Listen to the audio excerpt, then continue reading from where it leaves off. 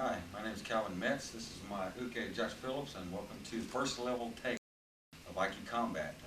What we're going to be doing first is the basic falls in level 1 that we teach.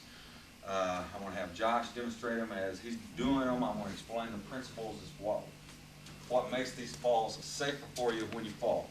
We teach all the falls in a kind of step ladder effect. The first fall that we teach is the side fall, and we have everybody, including people, even if they say they know how to fall, just for safety purposes, we have them set on the ground. Set on the ground there.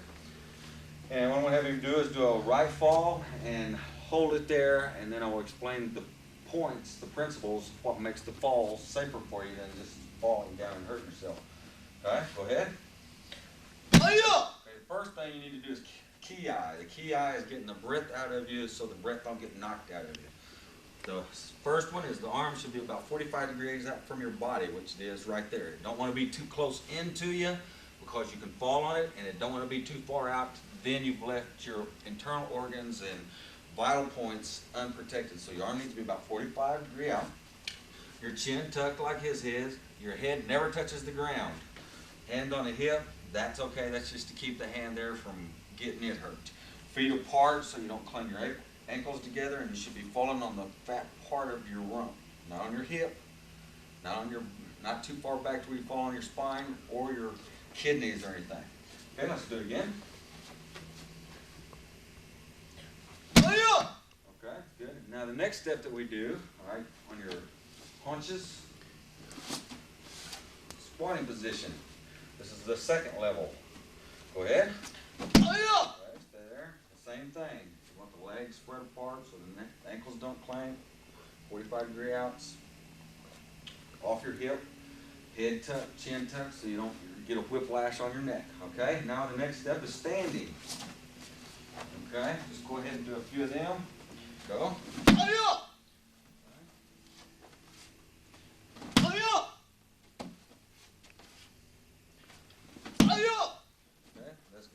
Okay, that's the first fall. That's called the side fall. Okay, the second fall we do is the back fall. We also start that down from the setting position.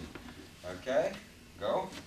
Okay, now here, the arms should be out just a little farther, about 45, both arms. Chin tucked so your head don't hit the mat. Okay, in the back fall that we do here, we don't do like a shock back fall. We do more like a roll back fall. One more time. Okay, this is just getting you used to slap with both hands. That's what this is for. Okay, next one, over on your squat position. Now you'll see a little more of what it is. Okay? Good. Come up. Okay, turn around this way and do it. Either way, turn around. Okay, go. Okay, see, he's not really taking a shock. He's like his body is bowed in a semicircle, so he don't any part of his back or spine take a shock on him. Okay? It should never touch the mat on any fall. Okay, one more. Okay, standing. Okay, Aiki stance. Go ahead. Come on. Again. Okay, good. One more. Notice no shock whatsoever with that fall. Okay, the next fall that we do is a forward roll. It's probably the most important roll fall in this system. Okay, I'm going to have him do it. We do this on our knees first. I'm going to have him do it both ways. Going this way first. This way. Okay. Go ahead. Okay. Now on that one, this arm needs to be bowed. Okay, just come down in your position there. Come forward some. Okay, put your hand down. Your elbow needs to be pointed out. If your elbow is not pointed out and it points down, the floor or the surface that you're rolling on is going to go from point A to point B. You don't want that to happen. Then you'll be falling on your shoulder and you're going to feel a lot of pain and you're not going to like it. So it goes from point A to point B. So if you put that elbow there, you've made yourself a semicircle and you turn your arm into steel or a statue and it does not move. So you're going to roll up every inch of that arm down your shoulder. We'll roll up here, down here, and to your opposite hip. And then you'll come to your feet. Okay, again. Okay, back. One more. Okay, good. Okay, now the next step is standing. Once you get that, and once they get that mastered, where their shoulders don't get hurt, they got all the principles down, then we start doing the same thing standing. All right, go ahead. Good. Good. One more. Very good. Okay, the last fall that we're going to show you today is called the forward roll slap out. Okay, it's the same thing as the forward roll on your knees. The forward roll, except for you're going to land in a side fall position. So it's like a half forward roll, half side fall. Okay, go. Lay down. It's the same thing, 45 when you land. The arms should be 45-degree angles out. Chin tucked to your chest. Feet apart so you don't cling your knees or ankles together. Okay, very good. Come on, do it one more time.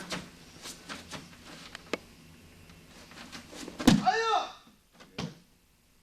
All right. Now we do this standing. Okay, I'm going to adjust your core out there. Just go right at the camera with this. Good. Again. Go back and do it again. You see, you're turning yourself into a ball, and then all of a sudden you just relax, and you go into a side fall position. One more. Okay. One more, as slow as you possibly can go.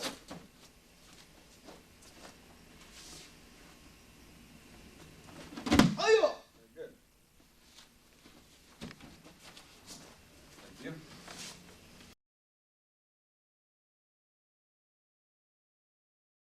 Aiki combat in the first level. These are the techniques that you'll see in the first level. First, I'm going to show you what they are, and then I'm going to give you one application that we will use them for in the first level in Aiki combat. The first technique that we do is the reverse punch. Almost every style uses the reverse punch. Done correctly, it's a very good punch. Okay, keeping the elbow down to the side, should turn and lock out as it passes your body. Okay, hitting with these two knuckles here, so reverse punch. One of the things that we'll use the reverse punch here for is against a hook punch.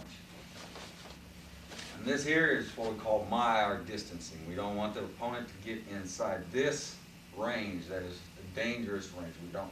The guy can't kick you from here. He has to move to hit you. So we don't want him to get past that range. Against a hook punch, step in, block, and throw the reverse punch through the head as we grab onto the arm. Okay, the next punch is for a lead hand, which is called straight punch.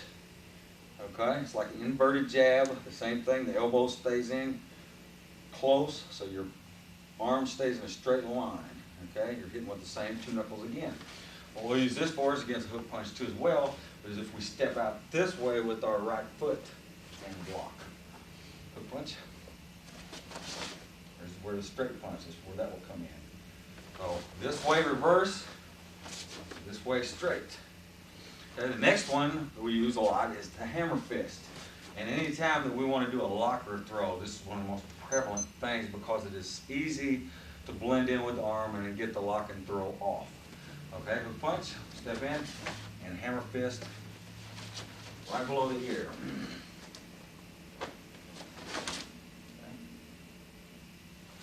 The next one, we'll stay here, is the knife hand strike. Another very effective one. It's also another one that you can blend in with the arm after you strike and take your opponent down to the neck. Okay? One more time. Because I'm always stepping off. I'm never stepping straight in. Reason for, I'll give you one example. I can blend in with a guy, keep him off balance the whole time after I've hit. Okay, the next strike that we're going to work on is the elbows in Aiki combat. Okay, now we'll use them two against hook punches.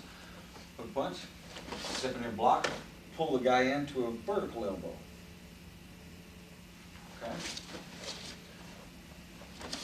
stepping in, off the line, blocking, vertical elbow. This elbow can be a horizontal elbow. It's according to what you want to do to the guy, what kind of locker throw. Two very effective elbow strikes.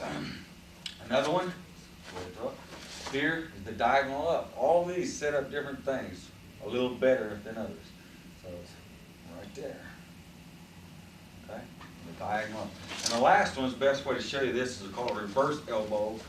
The only way that you'll be doing this in the first level is against a grab with a wrist release. This is what we call a reverse elbow strike. Okay? Okay, the next section we're going to go over is what the knees that we use in Aiki combat. The two basic knees we use is the front knee kick, so a jab. To the legs, more times than not. Okay? Do either way. It's a very hard technique for your opponent to see. So you just want to blend in with it. He throws a jab, you go here, throw the knee, then blend in with the attack. Make it easier for you. Another technique, another knee kick that we'll use is the round knee kick. It's just like you're going to do a roundhouse kick. The only difference is you're not extending the bottom part of your leg from your knee. A punch, round knee kick. Go flat block and go round knee kick to the body. That's one that we'll use in Aiki combat in the first level. Okay, now we're going to do the kicks, and I'm going to have my Josh Phillips do them in the air since I have his Hakam on, and then I'll show you the applications of them kicks. The first kick that we use a lot of is the front leg front snap kick. Okay, go ahead, do it a few times. This is a very speedy kick. That's what it's for. It's just a snap. The major targets that you want to hit with this is the groin, of course, and the thigh or knee. Okay, now the rear leg front thrust kick.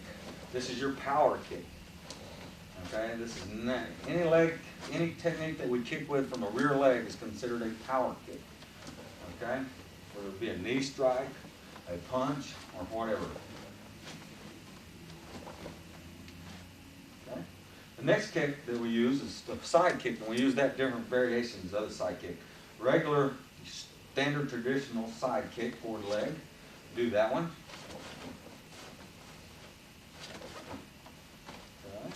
Time. Okay, and then a 45-degree angle side kick. This is for fast. Okay, we use this to check legs. We use this to hit legs and the body on some occasions. Okay. Okay, and the next one that we will use is called the slashing side kick. Okay, rear right leg back. And what you want to do is you're slashing the knee, thigh area of the leg with this one. Okay. Good. Okay. The next technique that we use is the round kick. Front leg round kick, front leg front snap round kick is meant to go to the groin pretty much only. Okay. It's just a fast, bring up the leg, snap it out, kick them in the groin to soften them up, get their attention. Okay. The next one that we'll use is the rear leg round kick, which is a power round kick. Okay. As you notice, we want to go all the way through the attacker when we do this. This technique here we'll use to the body, to the groin, and to the leg. If we kick to the leg, we'll hit the guy in the leg with his shins. If we kick to the groin, we'll hit him with the instep. If we kick to the body, we'll kick with the ball of the foot. That is how we go about with the round kick. Okay, now I'm going to go over each one of these kicks that he just went over, and we're going to give you one simple demonstration of how we use that kick.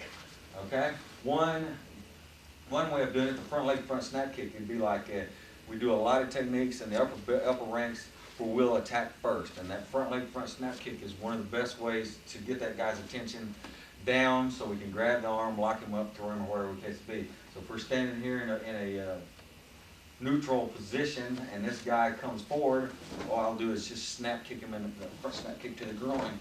So that way I can grab his arm, punch, lock him up, whatever I need to do. Okay? The next one, the back leg front kick, we'll use them in the same type situation. Only difference is we want this kick to damage the game. We want this kick to maybe even take the fight out.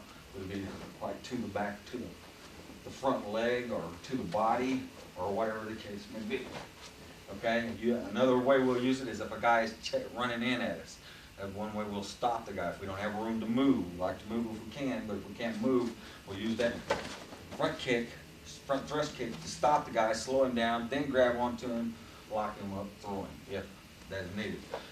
Okay, the side kicks, the regular traditional side kick, we'll use it to the leg, You'll see them in blitzing techniques mostly. We'll go to the body sometime in like a stop kick fashion. You have somebody come in and you'll stop kick the guy with the side kick, with the front leg. Okay, the 45-degree angle side kick. This is the main purpose that we use it for is to check legs and try to destroy the legs as they try to pick them up and kick you or stepping forward. If you try to kick, kick the front leg with the 45-degree angle side kick. That's what I'm doing. Raise your leg up like you're going to kick. That's what I'm wanting to try to do. I'm going to kick him in the thigh as he's bringing his leg up. I'll try to check the leg as he's trying to kick it with it there. You can also use it as a setup technique or an offensive technique. To there, to the knee, grab a punch, and there's your lock again. Okay, the slashing side kick, we use it mainly against grabs and grasps. Like one of the uses that we'll use it for here is one of the first techniques you'll use is shogun. Grab, you'll slash across the leg, loosen the guy up so you don't have a hard time doing your lock or throw on a person. You kick through, and you take him to shogun. Okay, that will be later on, but that's a very good kick.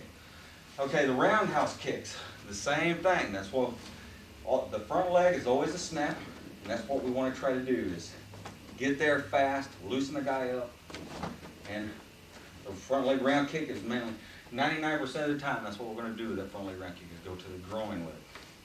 But it's not got a lot of power. It's just speed. Okay. The back leg round kick, we'll go to the legs a lot of times with it. Okay. Shins here to the leg. If we go to the body, we're going to go to with the ball of the foot. Turn around a little bit. Okay.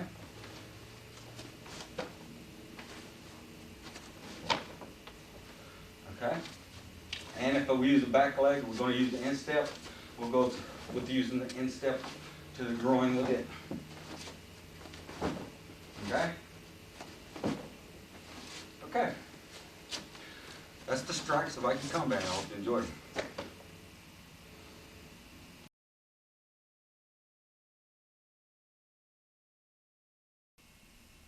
Okay, the next section of the video that we're going to work on is some of the drills. These are blocking drills that we use in Aiki combat. This will help you with your timing, help you get used to seeing what kind of movements a guy does when he throws a punch so you don't have to guess which arm he's throwing, things of that nature. Very good, very effective drills that we do here, okay? Okay, the first one is called four-corner drill. This is against your hook punch, and what you're going to be doing is you're doing stop hits. You will stand in a neutral stance, facing each other here, and what you want to do with this one, you'll have it in a preset thing. It'll be a high right, high left, low right, low left, and all the time that you do this, you want to be stop hitting, moving your body to simulate that step out, as I'm doing here. Okay, you don't want to stand here just like this and go like this. That is incorrect. Okay, so you want to move your body, move your head, that will simulate that move, okay? And another thing, this is not a speed drill. You don't want to try to do this as fast as you possibly can. That's what a lot of people will try to get into. That's not what this is. You want perfect technique with your movement, and what you want to do is recognize the people, the arm. What are you looking at? The chest. You want to recognize that arm coming up to punch you. If the elbow comes up too high, more times than not, it's going to be a hook. The closer it stays to your body, it's going to be a straighter punch. So the higher up it is, the more of a hook, the straighter, the lower down the elbow, the more straight the punch will be. Okay, go ahead. Here.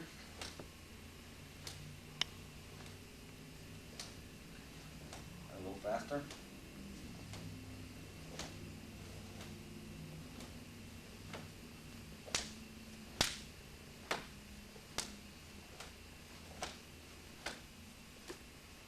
Okay, so it's a very good drill.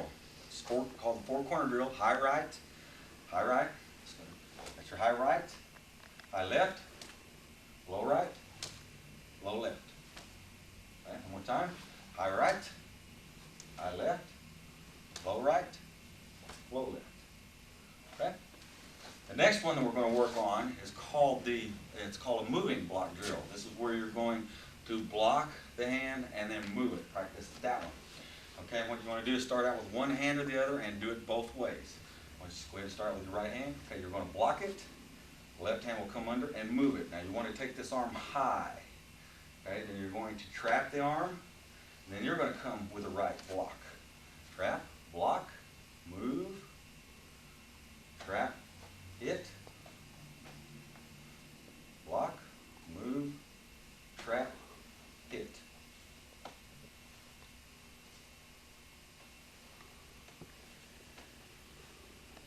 The thing this you want to do is you want to relax your arms. You're getting used to the arms moving and having somebody close in your face while punches is being thrown at you. Different angles. This is called the number one angle, which is a hook punch, which 90% of your people on the face of the earth, this is the punch that people throw. The old John Wayne hook punch.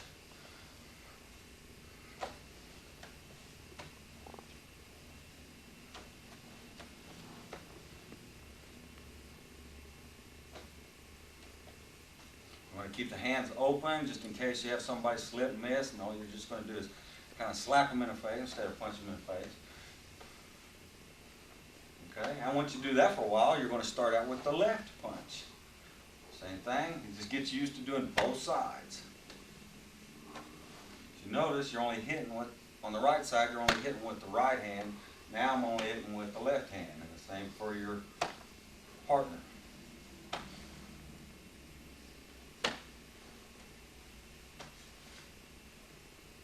Make sure you take it good and high. You don't want to take it just over your head like that. That's too close. You want to take it good and high. Okay? And another thing that you're doing in a combat situation, you're knocking your opponent off balance. So that's very good. Okay?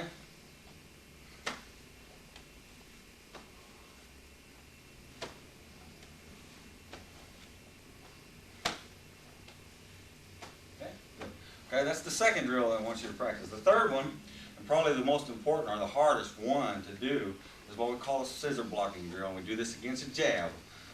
And what we're going to do here is the guy, your partner, you need to do this both ways. You need to do this in a neutral position, which you do all techniques, and also in a fighting stance. So you want to practice this two ways. One way is in your neutral position. Right from here. And what you want your training partner to do is you always, in the neutral position, you want to get your distance. That is when you can touch his fingers. From this distance, I cannot kick him, he cannot kick me. I'm in a safe position. The only way he's going to get to me is take a step. Okay, so this is my safe spot. Okay, now what you want him to do is take a step forward and either do a right jab or a left jab and practice your outside and inside scissor block. He's not going to tell me what he's going to do. He's going to take a step forward, right, left jab, go ahead. See, there's my outside scissor block. There's my inside. Now if you noticed right there, I did exactly the same movement. If I do it to the right jab and a right lead, it's an outside scissor block. But if I do it to a left jab, the same motion, it turns into an inside scissor block. Okay, yeah. Okay. Your outside scissor.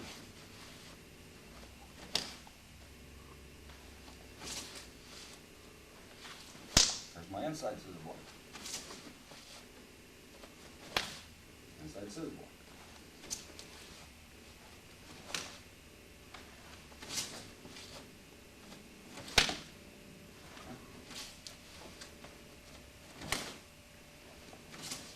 So get used to that guy's movement, so you don't freak out when the guy's coming in. This is what this training drill is for.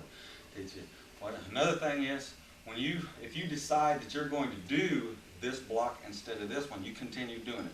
For the reason being, if the guy throws a right jab, just like I was explaining before, you're going to come into an outside scissor block.